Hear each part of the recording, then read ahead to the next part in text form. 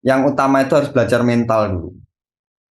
Bagaimana melihat akun Anda terfloating begitu jauh, setelah itu equity Anda menipis. Bagaimana Anda menyikapi itu? Anda harus bisa menyikapi hal yang seperti itu. Karena itu bakal terjadi di akun Anda suatu saat nanti.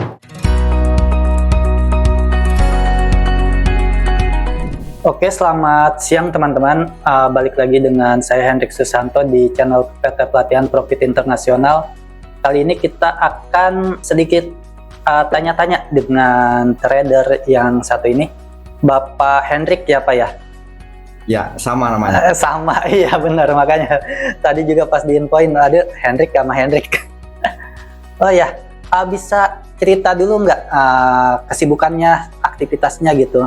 Ngapain aja sehari-harinya? Saya saat ini lagi menikmati untuk berburu, mancing, berkemah seperti itu. Karena yang sebelum-sebelumnya waktu saya habis untuk trading di situ. Jadi iya. kan ada yang menggunakan teori itu trading for living atau living for trading kan gitu. Iya. Trading atau trading itu untuk hidup di situ. Nah, untuk tahun-tahun sebelumnya saya melakukan trading itu waktu saya habis untuk trading gitu kan. Saya kurang menikmati hobi atau kesukaan saya gitu kan. Saya sukanya buru, nembak, terus mancing seperti itu. Nah, sekarang saya lagi sibuk di situ dan membangun bisnis sektoral kecil-kecilan lah di situ. Tapi aktivitas trading jalan terus gitu. Cuma mungkin dikurangi aja. Ya, sementara kita kurangi karena gimana trading itu kita ya ada yang bilang dipantau 24 jam atau dipantengin terus di laptop. Cuma kan tergantung sistem trading digunakan. Itu tergantung dari trader masing-masing, scalping, long term atau swing trade kan seperti itu. Kalau saya kan tipikal ke scalping ya, scalping. Jadi waktunya kita harus tunggu on standby di depan monitor seperti itu, dan kalau kita nggak standby seperti itu ya kita akan melewatkan momen itu. Oh jadi selama ini scalping gitu ya?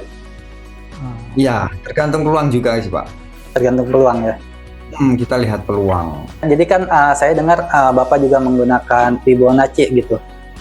Bisa dijelaskan lebih lanjut gitu teknik Fibonacci seperti apa gitu, soalnya kan tiap orang pasti punya versi Fibonacci-nya sendiri-sendiri gitu. Nah jadi gini Pak ya, sebenarnya indikator itu candlestick itu sudah indikator ya.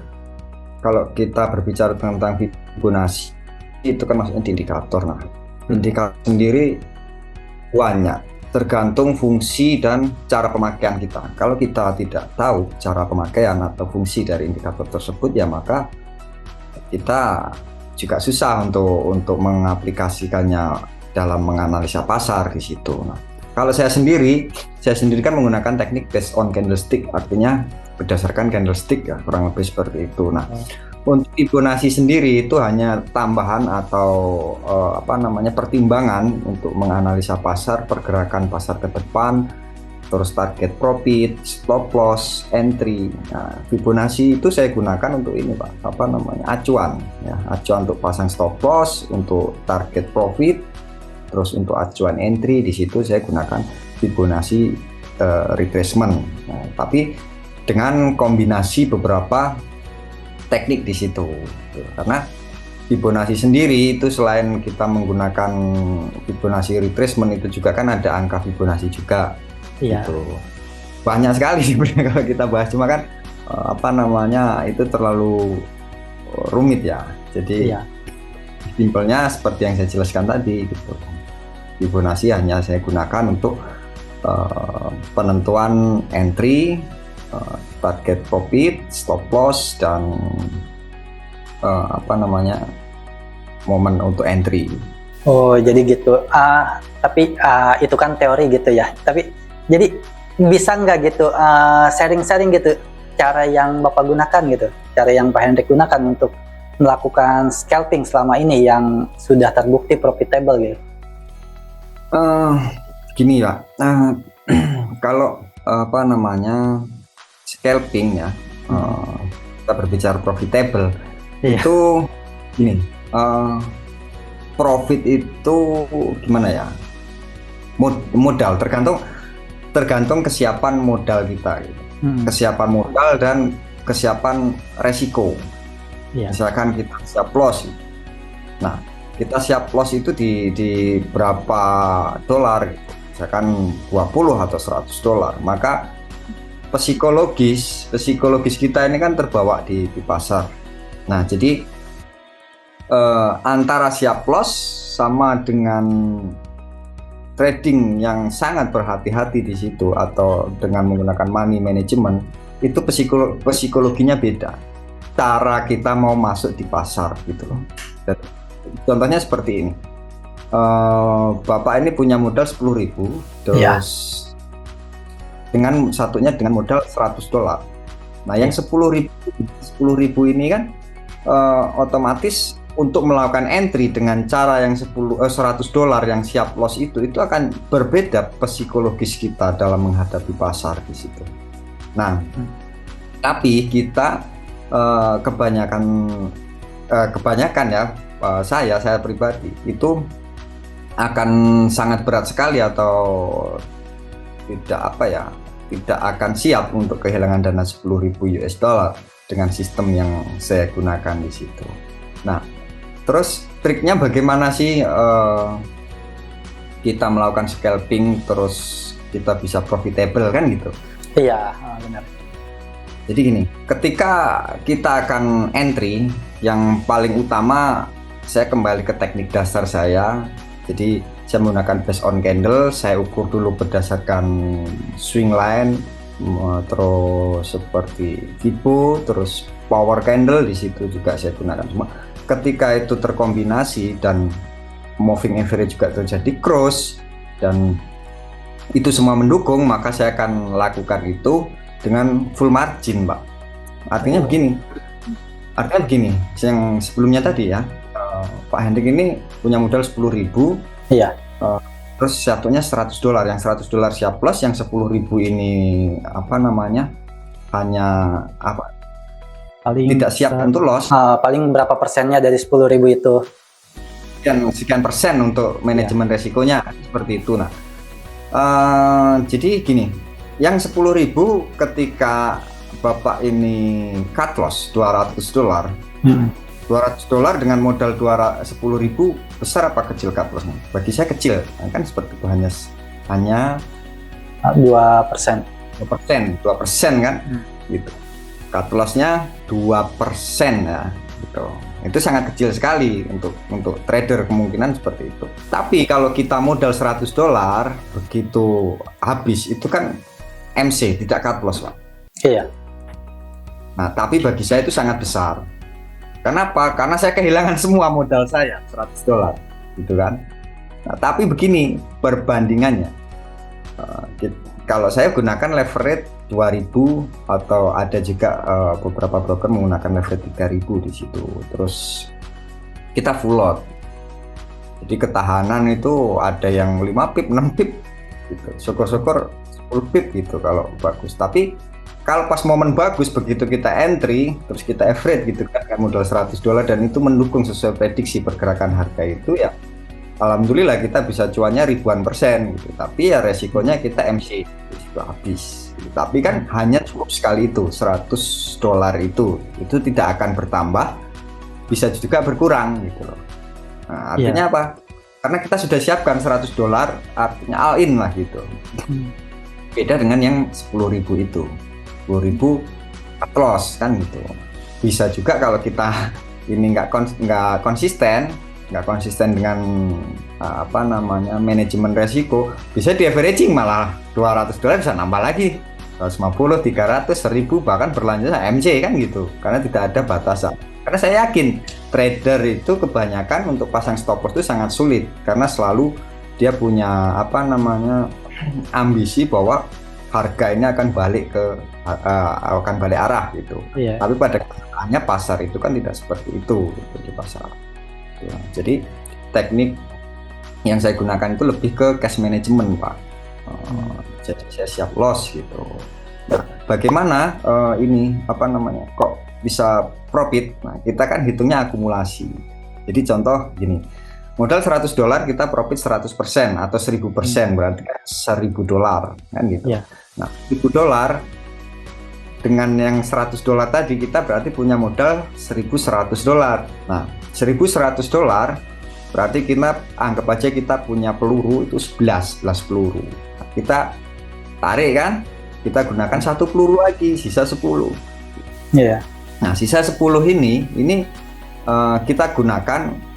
Tidak mungkin dalam 11 kali tembak itu meleset dan gitu. Tapi kesempatan atau peluangnya itu bisa ratusan bahkan ribuan persen. Kalau pas news atau pas harganya memang sesuai prediksi itu kan lebih dari 100 pip gitu. Iya. Cuma ini saya tidak anjurkan untuk teman-teman trader pemula Pak ya. Ini karena kita sharing aja gitu. Nah, terus itu tidak bisa juga untuk acuan untuk trading, artinya ini hanya untuk saya pribadi gitu. Iya, jadikan cuma informasi aja gitu, mau dicontoh silahkan, ya tidak dipakai juga tidak apa-apa gitu. Ya gitu, jadi saya nggak mau ketika saya menjelaskan ini pasti teman-teman tuh salah pengertian gitu. Iya. Ini nggak benar nih, ajaran ini nggak benar gitu. Yang penting ada resiko tanggung sendiri gitu kan. Ya, saya hanya membatasi resiko saya, Pak, gitu loh. Artinya, yang modal 10.000 tadi dengan modal yang $100 itu belum tentu mereka yang minus 100 konsisten dia akan cut loss, yang ada akan averaging dan minus semakin tambah. Gitu. Karena kita tahu tipikal trader di khususnya di Indonesia lah. Ya umumnya rata-rata lah trader pasti seperti itu. Averaging terus dia tidak, ini ambisi mereka harga akan berbalik arah gitu. Dan saya membatasinya dengan modal 100, begitu habis ya sudah gitu. Depo lagi. Oh iya. Ya berarti kalau pas kena take profit ya WD, begitu kena cut loss ya depo lagi. Berarti begitu dong. Ya kemarin sempat ini, kalau nggak error laptopnya saya bisa tunjukkan yang kemarin itu yang 350 bisa jadi 8.000 berapa gitu. Totalnya bukan 16 ribuan Pak. 300 berapa dolar itu, cuma akhirnya yang ke withdraw 8 ribuan, yang 8 ribu itu MC juga saya. Tapi kan saya modal $350 udah profit banyak gitu. Jadi emang kelihatannya gede gitu, hilang 8.000, tapi sebenarnya modalnya kan 300 dan itu juga udah di WD. Ya. Jadi sebenarnya trader ini tipenya beda-beda sih Pak. Ada yang jadi gini ya, kita sharing. Saya tidak akan membicarakan siapapun itu ya. Ada teknik seperti ini. Kita trading harus menggunakan money management kan gitu. Artinya, dan mereka memberi contoh begini, modal 10.000, modal 1.000, modal 1.000 itu lotnya yang paling aman 0,01 atau 0,10 kan gitu, ketahanan sekian ribu gitu. Nah, tapi kita balik lagi Pak, tujuan trading itu buat apa? Untuk penghasilan, sampingan, investasi, atau hanya iseng-iseng atau dan lain-lain gitu. Nah, kalau saya memang 100% untuk penghasilan Pak di situ. Jadi saya harus fokus atau saya harus benar-benar mencari uang di trading ini gitu loh. Nah, kebutuhan, kita berbicara kebutuhan ya. Anggap aja 100 sampai 100.000 per hari rupiah kebutuhan kita. Terus kalau kita entry-nya 0,01 ya, untuk cari $10 itu kita harus cari 100 pip. Benar nggak? Iya. Aman, akun Anda aman, akun kita aman gitu kan. Tapi pertanyaan saya, bisa nggak untuk mencapai 100 pip dalam sehari dan tertarget nggak? Yang keduanya, apakah dengan $10 itu bisa membackup kebutuhan kita gitu. Nah, itu kembali lagi dari pertanyaan saya tadi, apakah tergantung dari tujuan trade mereka melakukan trading itu untuk apa gitu. Kan gitu. Iya. Makanya saya sering melakukan full lot dan hanya ambil 20, 30, 40 pip. Kalau memang bagus ya bisa 100 pip gitu. Kalau bisa diteruskan kan gitu. Kadang udah hobi seneng nih kayak USD JPY, kemarin saya sell naik, sell naik, ternyata turun. Setelah naik turun berapa pip itu nggak saya close. Nah, akhirnya harga balik lagi, naik ke atas. So, berarti ini full technical ya, nggak ada fundamental apa gimana ya? Kalau fundamental saya lebih suka ke NFP aja kok Pak, karena fundamental itu memang penting. Jadi pasar terjadi itu karena fundamental. Efeknya bisa terjadi itu nggak harus instan. Misal ada berita dari kenaikan suku bunga di suatu negara tertentu yang akan mengakibatkan pergerakan pasar atau mempengaruhi pergerakan pasar.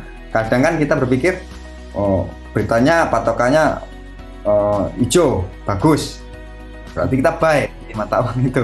Tapi kan pada kenyataannya pasar sideways, kan?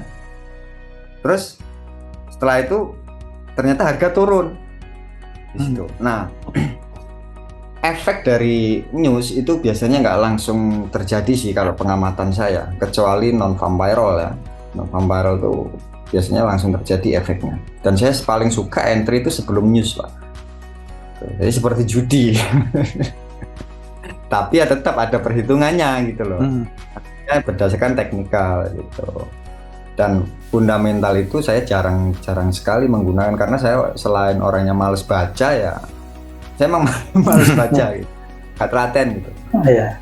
Tapi mereka itu harus beriringan kok, fundamental sama teknikal itu harus beriringan. Biasanya time frame berapa sih kalau Bapak gitu buat yang full margin kayak gitu, dan seberapa jauh gitu targetnya? Oh gini, kalau masalah time frame ya, time frame itu yang pertama kan kita harus tahu dulu arah market Pak. Arah market mau kemana, turun atau naik. Saya selalu gunakan daily atau H4. Saya akan lihat peluang di situ, pasar itu akan bergerak kemana. Misalkan kuat naik, pasar di pair apa gitu kan. Nah selalu saya akan bergeser lagi ke time frame yang lebih kecil di situ. Lebih kecil itu untuk mengkonfirmasi. Terus ke H1, M30, M15, M5, M1 di situ. Nah, untuk entry sendiri saya biasa gunakan M5 atau M15 di situ. Nah, kenapa? Karena terjadinya candlestick di time frame besar itu pengantarnya dari time frame kecil dulu. Time frame kecil, kemudian dia akan berkumpul menjadi satu, berubah ke time frame berikutnya, berkumpul lagi, berubah ke time frame berikutnya. Itu kita bisa menyimpulkan dari pergerakan time frame kecil ke time frame besar itu siapa yang mendominasi, gitu kan? Terus pergerakan pasar nih banyakkan supply atau demand di situ dari time frame kecil yang bergerak tadi itu. Nah terus misalkan saya sudah yakin nih bahwa pergerakan harga akan turun. Terus entry itu kan tentunya mencari momen Pak, supaya kita tidak terloading terlalu banyak. Itulah gunanya kita bergeser ke time frame kecil. Nah, saya gunakan M5 dan M15 untuk masuk di pasar. Terus pantaunya ya tetap di time frame besar di situ. Kalau modal kecil kita susah untuk entry di time frame besar gitu loh. Karena time frame besar gerakannya kalau misalkan H4 atau daily, ketika dia terjadi koreksi itu yang bisa habis karena kita kalau full lot kan gitu. Iya sih. Makanya acuannya tetap time frame besar, cuma untuk melakukan entry ya kadang juga M1 saya gunakan gitu.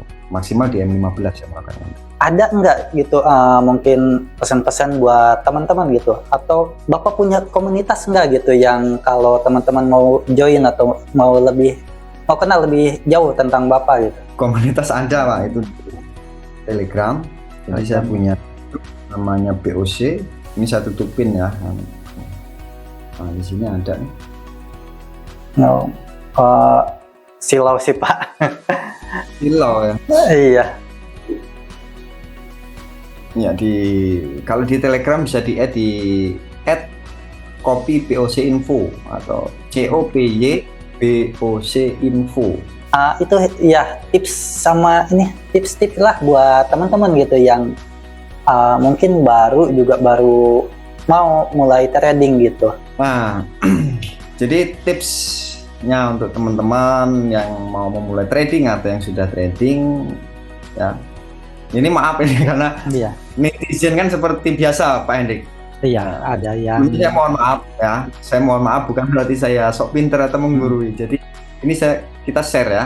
Jadi tipsnya gitu seperti ini. Kalau saya jangan teman-teman ya yang baru atau yang utama itu harus belajar mental dulu.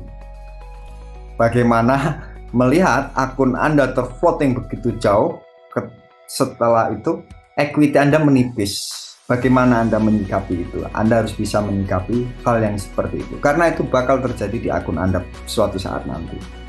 Iya. Triknya bagaimana untuk memanajemen supaya tidak rugi banyak untuk trader baru? Saran saya, gunakan seminimal mungkin deposit. Tapi kita berpola pikir seperti ini, beranggapan seperti ini. Anggap aja saya keluar $5 sehari ini, kalau saya profit, ini bonus buat saya. Kalau kita loss, ini ongkos saya untuk belajar. Iya. Ya, semua juga kalau loss pasti itu ya biaya belajar sih. Cuma kalau kita lossnya 10.000, ya itu biaya belajarnya 10.000. iya kan, kalau ada belajar lebih murah, kenapa harus mahal? Iya. Tapi kan pelajarannya lebih kena ya. Kena mental. Ya. Mental itu harus dinomorsatukan untuk trading itu, dan sebelumnya kita harus kuasai dulu dasar-dasar pergerakan harga, dasar-dasar candle. Kenapa candle ini turun? Kenapa naik? Price action, terus lupa. Price action, terus indikator-indikator itu dimatengin di situ. Fungsi dan kegunaan indikator kan masing-masing, seperti moving average, terus stokastik, terus Fibo di situ. Dan chart pattern juga itu perlu, karena chart pattern itu sangat mendukung. Kita harus menguasai bentuk-bentuk candle, kita juga harus hafal. Misalkan kita ada bentuk candle Marubozu atau Doji atau Hammer dan lain sebagainya, ketika kita melihat seperti itu dan ada perpaduan teknik dasar yang sudah kita kuasai, maka itu akan mempermudah kita untuk melakukan entry. Bukan berarti pasti profit kalau kita menguasai seperti itu, karena pasar itu kan bukan punya kita. Iya, kita nggak bisa ngontrol. Iya betul. Pasar itu kan fluktuatif banget pergerakannya. Itu kadang kita analisa buy, ternyata sell. Iya. Baik. Sering. Ya, saya yakin semua trader mengalami itu, Pak. Oke, jadi itu aja mungkin ya Pak ya. Jadi terima kasih juga sudah hadir di podcast meskipun via Zoom gitu. Mungkin kalau ada kesempatan gitu kita bisa offline gitu. Iya boleh Pak. Jadi ini tadi laptop lama nggak saya gunakan, saya buka ini, saya pengen itu buka kita nerangin di chart, terus kita tulis keterangan seperti share gitu. Ini belum saya benerin, nanti kalau saya benerin bolehlah kita sharing lagi di sini. Iya.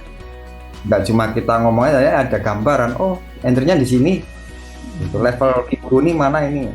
Kalau yang sudah senior kan udah bisa membayangin nih, ketika kita ngomong dia sudah bisa membayangkan, oh begini kan. Tapi kalau yang trader baru kan masih bingung. Iya, apa sih yang lagi diomongin kan? Iya, nah gitu. Iya. Mungkin ya nanti kita matengin juga persiapannya mungkin ya. Iya. Iya, tapi untuk saat ini terima kasih banyak Pak sudah mau mengisi acara kita. Semoga sukses juga dengan aktivitasnya. Tadi kembali ke berburu ya. Ya, jadi ya selamat beraktivitas juga Pak. Terima kasih banyak sudah menyempatkan hadir di podcast kita kali ini. Oke, jadi buat teman-teman yang ingin masuk ke komunitas Pak Hendrik ini, nanti ada di kolom deskripsi video untuk Telegram ya Pak ya. Telegramnya ada di deskripsi video. Oke, jadi mungkin hanya sampai di sini dulu untuk podcast kita dengan Pak Hendrik. Dan untuk Pak Hendrik ini nanti akan ada podcast kedua ya Pak dengan Bapak Doni Roganda. Oke, jadi buat teman-teman jadi ditunggu juga podcast kedua dengan Bapak Hendrik. Oke, jadi saya Hendrik Susanto dan Bapak Hendrik Hendrik dan Hendrik ya. Jadi kami mohon undur diri gitu. Terima kasih banyak.